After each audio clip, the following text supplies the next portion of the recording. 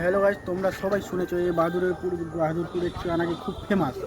তো চলো গাইস, আজকে দেখা যাক কতটা কি আছে এই বাহাদুরপুরের চায়ে আর কী কী পাওয়া যায়। চলো গাইস, এই যে চা নিতে গেছি, এখন চা নিয়ে আসুক তারপর বলছি কীরকম। তো ফাইনালি এখন চা নিয়ে আসছে।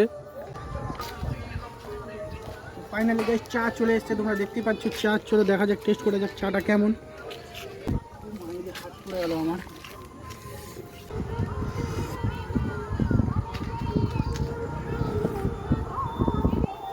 না গাইস, চাটা ঠিকঠাক, ঠিক আছে, কিন্তু ভিতরে কেন জানি না মনে হচ্ছে কি একটা গুঁড়ো গুঁড়ো দেওয়া আছে। হ্যাঁ, জানি না, তবে কি দেখা যাক শেষের দিকে আমরা দেখতে পারি কিনা।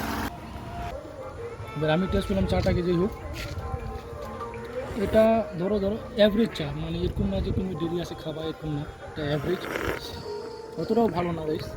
তোমরা একবার আসে টেস্ট করতে পারো, এরকম না কি তোমাদের আশা করি খারাপ লাগবে না, কিন্তু খুব ভালো লাগবে না তোমাদের চাটাতে। আর চাটার ভিতরে কিছু চাটাতে মনে হচ্ছে কিছু আর একটা আছে, আমি যাই হোক আমি অতটা বুঝতে পারছি না কী হয়। না, সেটা তো আমারও মনে হলো।